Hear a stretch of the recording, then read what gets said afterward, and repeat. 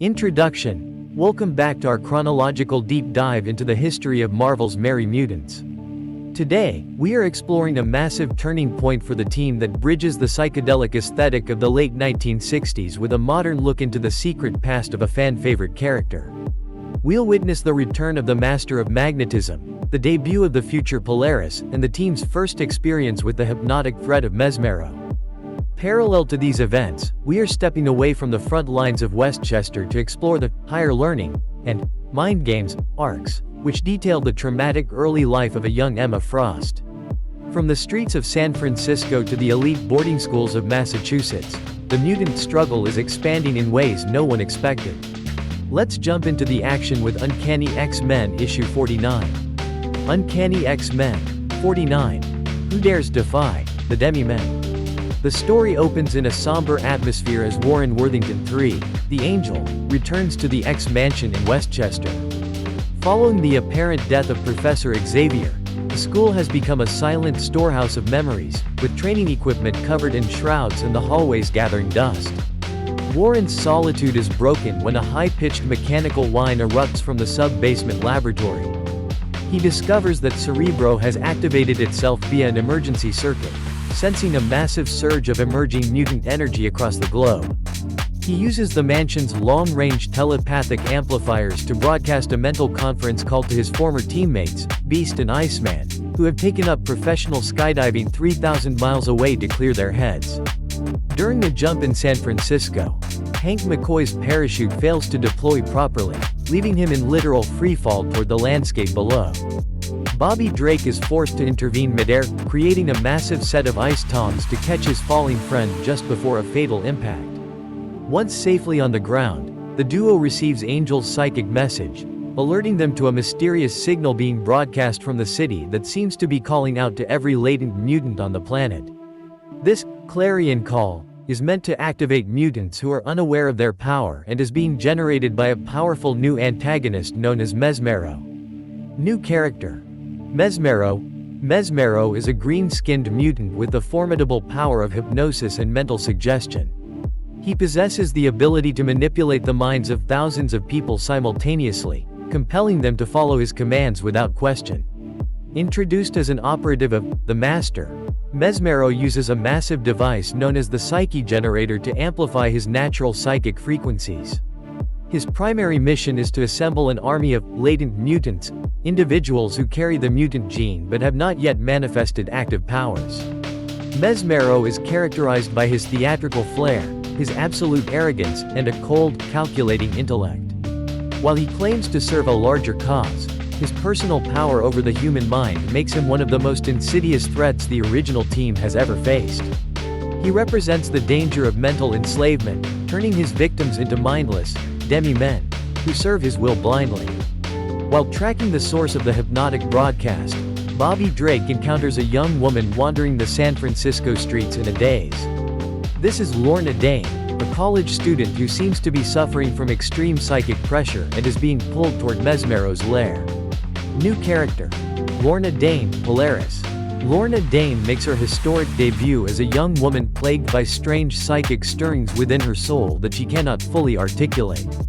Though she currently hides her strikingly vibrant green hair under a dark dye to avoid unwanted attention, her physical appearance is just the surface of her unique nature.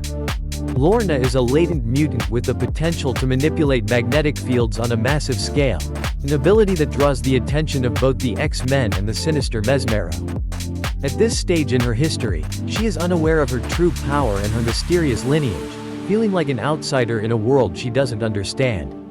Lorna is a complex and emotionally vulnerable character, characterized by her search for identity and a hidden heritage that she is terrified to uncover.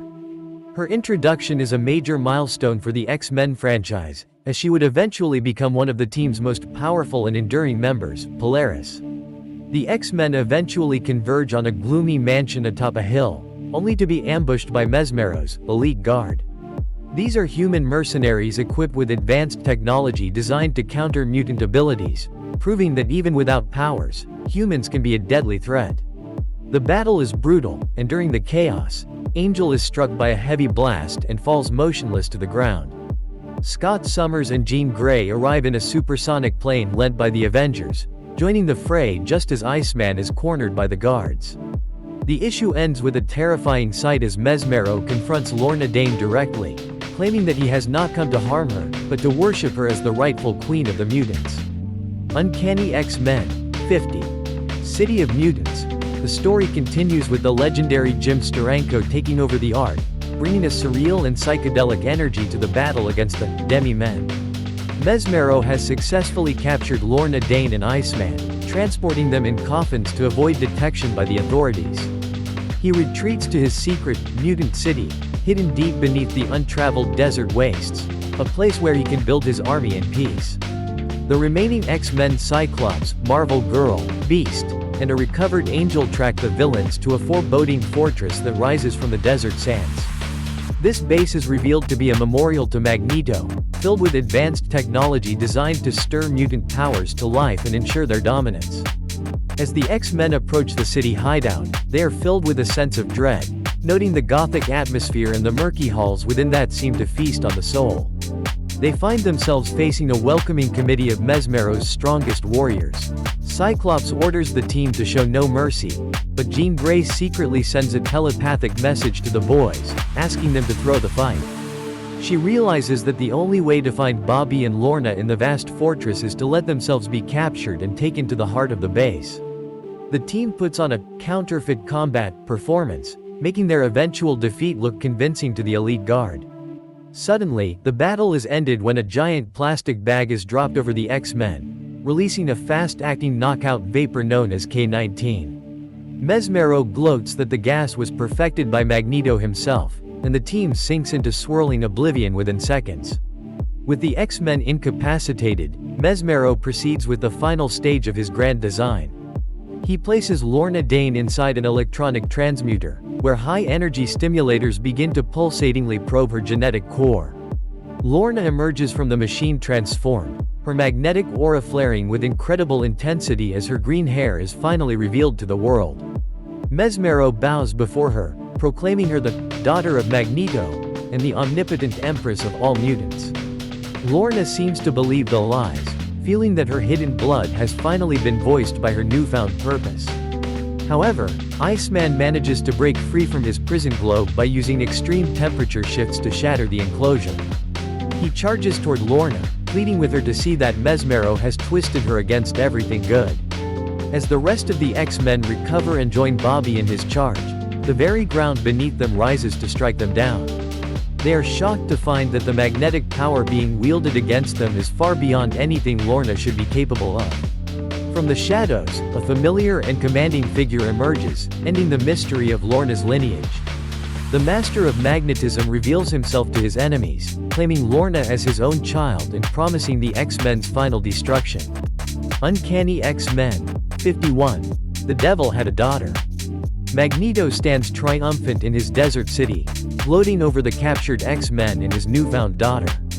He explains how he has manipulated events from the shadows, using Mesmero as his proxy to raise a new army.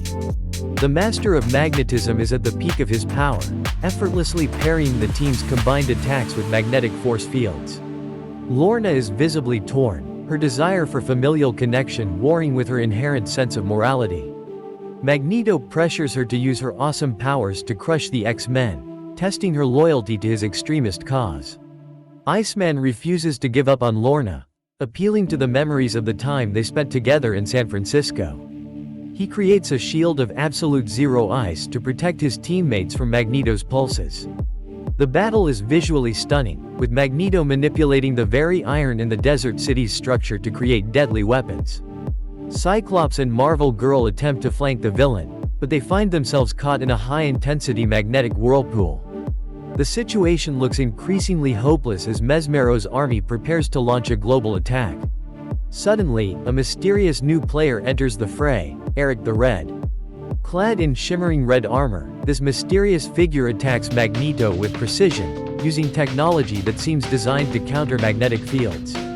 Eric the Red claims to be a warrior seeking to end Magneto's tyranny over the mutant race.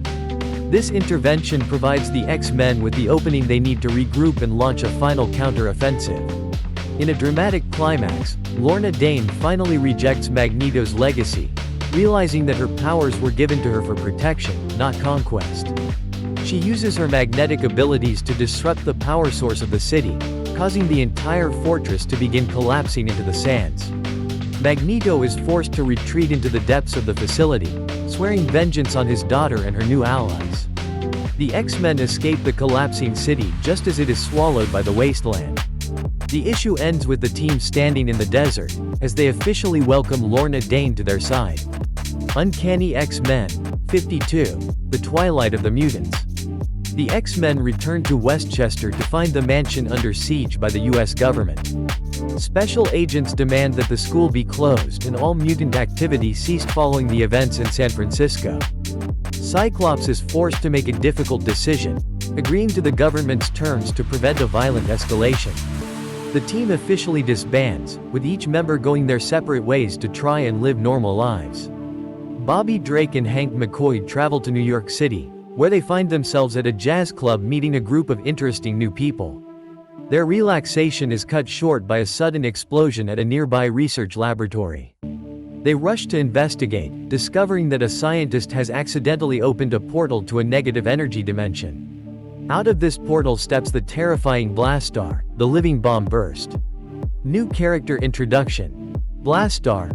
Blastaar is a powerful cosmic warlord hailing from the negative zone, a dimension composed of antimatter. He possesses incredible physical strength, durability, and the unique ability to project high-velocity explosive blasts from his fingertips. These blasts are fueled by the conversion of cosmic energy and can level entire city blocks. Blastaar is characterized by his relentless aggression and his desire for total conquest, viewing the Earth as a primitive world ripe for his dominion. He is a walking arsenal, a being who values only strength and views all forms of negotiation as weakness. His introduction to the X-Men's world marks a significant escalation in the scope of their threats, as they are forced to deal with an extra-dimensional invader who has no interest in mutant-human relations. He is a force of pure, unchecked destruction who requires the team's absolute coordination to even momentarily contain. Beast and Iceman attempt to hold the invader back, but they find themselves outmatched by his raw strength. The battle rages through the streets of New York, causing massive destruction as Blastaar tests his power against Earth's materials. Iceman creates elaborate ice slides to navigate the urban environment, while Beast uses his acrobatic skills to deliver a series of powerful strikes. Despite their efforts, Blastaar continues his rampage, heading toward the heart of Manhattan. The issue ends with the duo realizing that they cannot stop this threat alone, as Blastaar prepares to unleash his final attack. Uncanny X-Men 53, The Rage of Blastaar. The fight against Blastaar reaches its fever pitch in the center of Manhattan. Beast and Iceman are joined by Cyclops and Marvel Girl, who have been tracking the energy signatures from the negative zone portal. The X-Men coordinate their efforts, using their teamwork to distract and weaken the cosmic warlord. Jean Grey uses her telekinesis to hold back Blastaar's explosive charges, while Cyclops delivers a series of pinpoint optic blasts to his weak points. Blastaar is enraged by the mutants' persistence, unleashing a massive shockwave that levels several buildings. The battle is a test of the team's resilience and their commitment to protecting a humanity that has just recently turned against them. Iceman creates a massive ice cage around Blastaar, attempting to contain the explosions, but the warlord shatters the prison. The X-Men realize that they need to close the portal to the negative zone to cut off his source of power. The team makes a desperate charge toward the research laboratory, fighting their way through a legion of Blastaar's robotic constructs. Beast manages to reach the control console, using his scientific knowledge to reverse the polarity of the energy stream. As the portal begins to collapse, a powerful suction force pulls Blastaar back toward his home dimension. In a final, defiant act, the warlord fires one last blast, but the X-Men manage to shield the city from the impact. The portal closes, and the threat of Blastaar is ended for now. The X-Men stand in the ruins of the laboratory, victorious but feeling more isolated than ever. They realize that despite their heroism, the world still views them as a danger. The issue ends with the team returning to the mansion, resolved to continue their mission from the shadows, knowing that their role as protectors of Earth is far from over. Emma Frost, 1. Higher Learning, Part 1. This issue takes us back to the early life of a young woman who would one day become the White Queen. We meet Emma Frost as a shy, intellectually gifted student in a prestigious Massachusetts boarding school. Emma is a member of a wealthy and powerful family, but she feels like a favorite nobody, constantly overshadowed by her more successful siblings. The story explores the immense pressure she feels to conform to her father's cold expectations while she struggles to find her own voice in a house full of secrets. New character introduction. Winston Frost. Winston Frost is the stern and emotionally distant patriarch of the Frost family, a wealthy industrialist who values prestige and profit above all else. He is a man of rigid principles and a ruthless temperament, viewing his children more as assets than as family members. Winston is characterized by his absolute authority and his demand for excellence, creating a household defined by competition and fear. He possesses a keen mind for business and politics, which he uses to maintain his family's elite status in Boston society. He is unaware of the emerging mutant nature of his daughter, Emma, but his oppressive presence serves as the primary catalyst for her eventual transformation. Winston represents the cold, uncaring world that Emma must learn to navigate, and his psychological impact on her would shape her own approach to leadership and power. He is the ultimate father figure as antagonist, whose legacy of cruelty Emma would both rebel against and eventually emulate. Emma's telepathic powers begin to manifest in subtle ways, allowing her to sense the true feelings of those around her. She finds herself overwhelmed by the constant noise of the thoughts of her classmates and family members. The story highlights the isolation that comes with her new ability, as she realizes that most people are not as honest as they appear. Emma begins to use her powers to protect herself, subtly manipulating the opinions of others to her advantage. The issue concludes with Emma deciding to embrace her burgeoning potential, resolved to rise above her family's limitations. Emma Frost, 2. Higher Learning, Part 2. Emma Frost's life at Snow Valley Memorial High School becomes increasingly complex as her telepathic powers continue to grow. She finds herself drawn to her teacher, Ian Kendall, who is one of the few people at the school who treats her with genuine kindness and respect. Emma uses her abilities to excel in her classes, but she also uses them to gather information on the students who bully her. The story explores the ethical dilemmas of having such an intrusive power, as Emma struggles with the temptation to use it for revenge. New character introduction. Ian Kendall. Ian Kendall is a dedicated and compassionate young teacher who becomes a significant figure in Emma Frost's early life. He is a man of high integrity and intellectual curiosity, viewing teaching not just as a job but as a mission to help his students find their own path. Ian is one of the very few individuals who sees past Emma's shy exterior, recognizing her brilliant mind and her potential for greatness. He is characterized by his patience and his unwavering support, providing Emma with the validation she desperately needs in a world that often ignores her. However, his relationship with Emma is complicated by the power dynamics of the school and the emerging nature of her mutant abilities. Ian represents the possibility of a different, more empathetic life for Emma, and his presence would later serve as a poignant memory for the woman she would become. He is the standard against which Emma measures the coldness of her own father and the brutality of her future peers. At home, the tension within the Frost family reaches a boiling point. Emma's sister, Adrian, is revealed to be involved in a series of social scandals, and her brother, Christian, is struggling with his father's refusal to accept his identity. Emma uses her telepathy to navigate the minefield of her family's secrets, realizing that she is the only one who truly knows the truth. She begins to develop a cold, analytical shell to protect herself from the emotional turmoil surrounding her. The issue follows Emma's social isolation and her growing reliance on her mental powers. She discovers that her father is involved in a series of unethical business dealings and is planning to force Emma into a role she doesn't want within his empire. Emma's character begins to harden as she realizes that she must look out for herself in a world that is inherently unfair. The issue concludes with Emma deciding to take control of her life, resolved to use her mutation to achieve her own goals. Emma Frost, 3. Higher Learning, Part 3.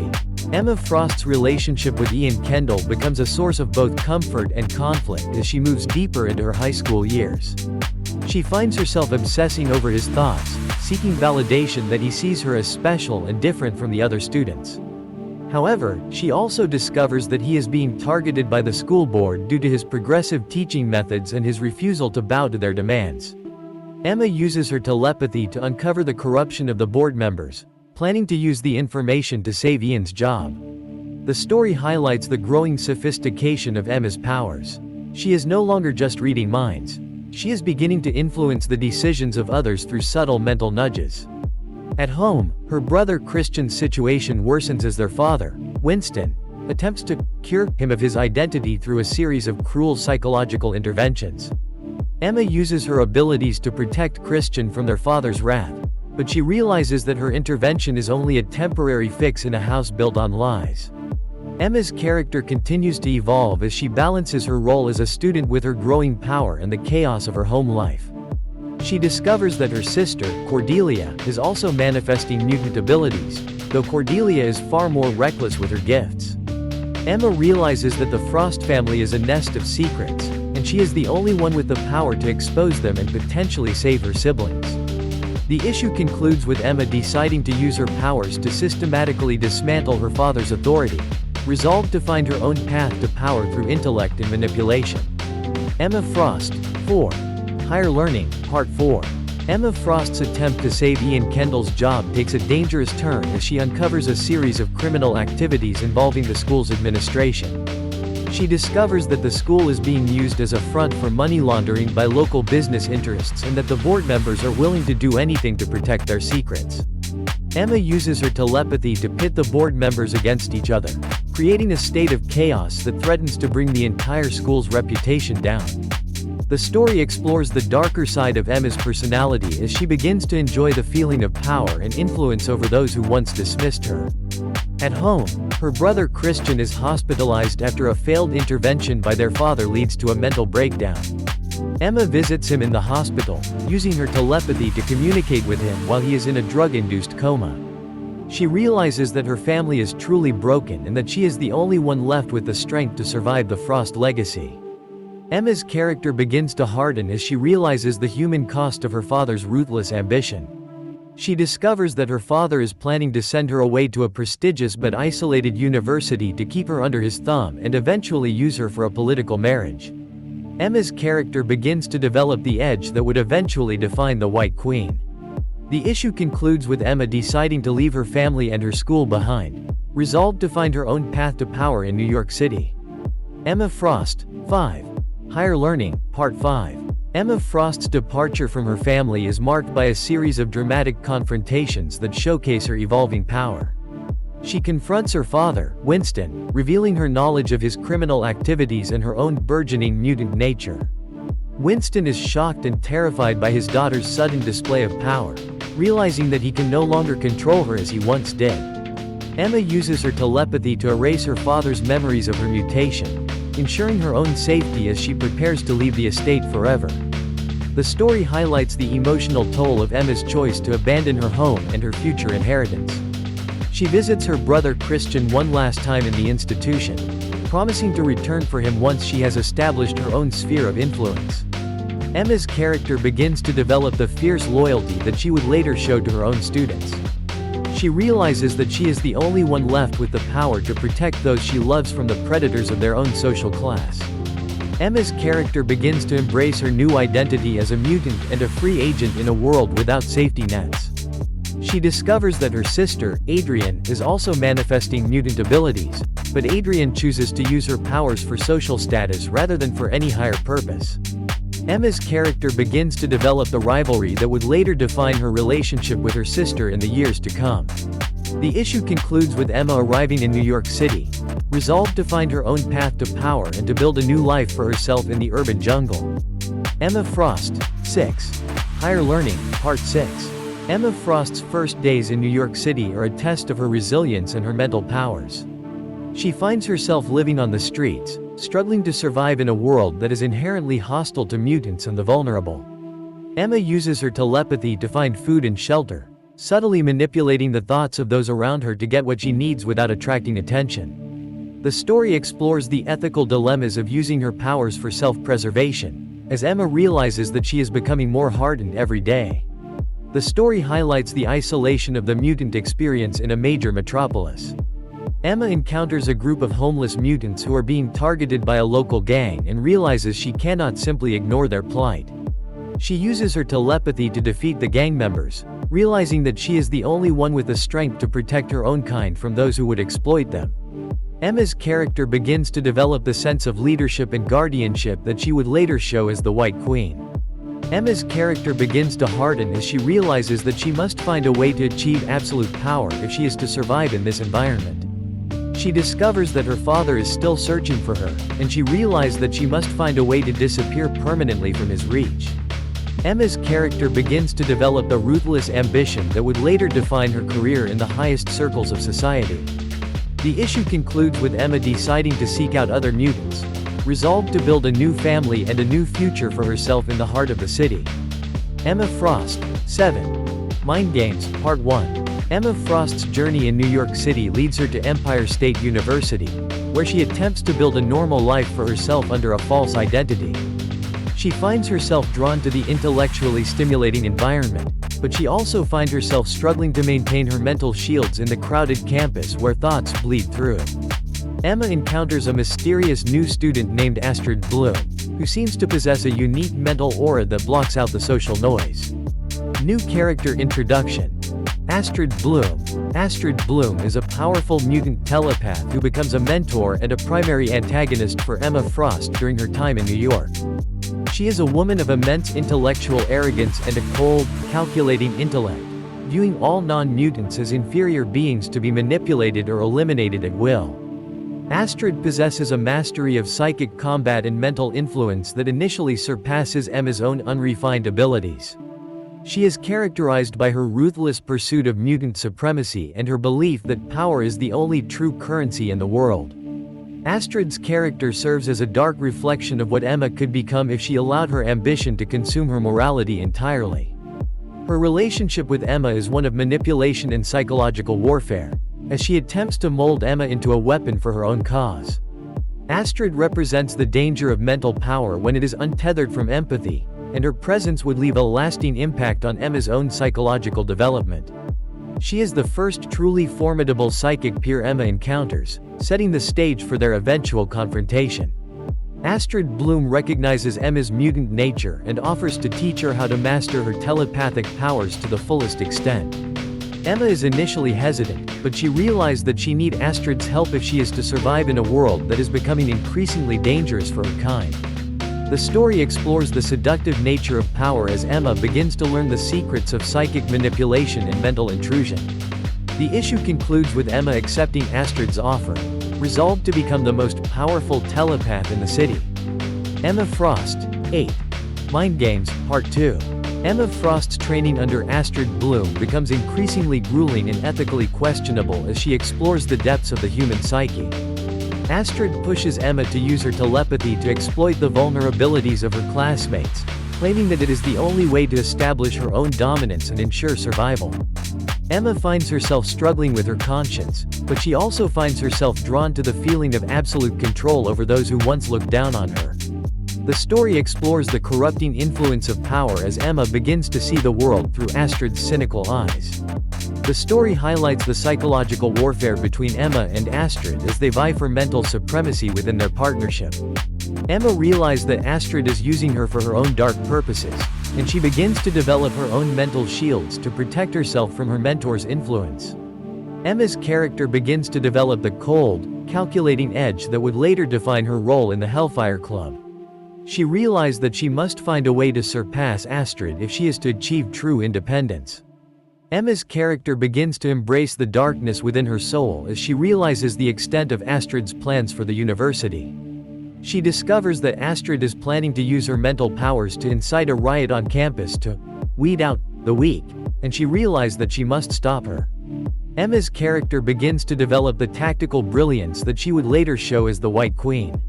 The issue concludes with Emma deciding to confront Astrid, resolved to end her mentor's tyranny and to take her place as the most powerful telepath in New York. Emma Frost, 9. Mind Games, Part 3. Emma Frost's confrontation with Astrid Bloom reaches its absolute climax in this issue. The two telepaths engage in a brutal mental duel that spans the entire campus, with their physical forms motionless while their minds battle. Astrid uses her mastery of psychic combat to overwhelm Emma's mental shields, but Emma uses her own deep-seated emotional pain to fuel a powerful psychic counterblast. The story highlights the devastating consequences of psychic power, as both women are pushed to their absolute mental limits. The story highlights the psychological cost of Emma's hard-won victory over her mentor. Emma manages to defeat Astrid, leaving her former teacher catatonic, but she is left mentally scarred by the experience. She realized that power alone is not enough to achieve a meaningful life, and she begins to seek a new purpose for her abilities. Emma's character begins to develop the sense of responsibility that she would later show as a teacher and mentor. Emma's character begins to develop the resilience that she would later show in her career in high society. She discovers that her father's agents are still searching for her in New York, and she realized that she must find a way to disappear permanently from his influence. Emma's character begins to develop the ruthless ambition that would later define her role in the Hellfire Club. The issue concludes with Emma deciding to build a new life for herself in the heart of the city, resolved to become the most powerful woman in the Marvel Universe. Emma Frost, 10. Mind Games, Part 4. Emma Frost's first steps as an independent player in New York City are marked by a series of high-stakes gambles and mental manipulations. She uses her telepathy to infiltrate the elite social circles of Manhattan, subtly influencing the thoughts of the wealthy and powerful to establish her own position. Emma finds herself drawn to the world of high finance and corporate intrigue, realizing that power is the only true currency in the city. The story highlights the ethical dilemmas of Emma's new lifestyle as she climbs the social ladder. She discovers that many of the city's elite are involved in a series of corrupt business dealings, and she realizes that she can use her powers to expose them for her own benefit. Emma's character begins to develop the sense of justice that she would later show as the leader of her own team. Emma's character begins to develop the resilience that she would later show as the White Queen in the face of adversity. She discovers that her father's influence in the city is still strong, and she realizes that she must find a way to neutralize his reach permanently. Emma's character begins to develop the ruthless ambition that would later define her entire career. The issue concludes with Emma deciding to build her own empire in the heart of the city, resolved to rise above the limitations of her family history. Emma Frost, 11. Mind Games, Part 5. Emma Frost's quest for absolute power in New York City reaches its absolute climax in this final chapter of the Mind Games arc. She uses her telepathy to orchestrate a series of high-profile acquisitions, establishing herself as a major player in the city's corporate world. Emma finds herself drawn to the world of high-stakes gambling and power games, realizing that she is the only one with the mental strength to survive. The story highlights the psychological cost of Emma's victory over those who sought to control her. She discovers that her sister, Adrian, has become her most powerful social rival, and she realizes that she must find a way to defeat her. Emma's character begins to develop the cold, calculating edge that would later define her role as the White Queen of the Hellfire Club. She realized that she is the only one with the power to protect herself and her burgeoning interests.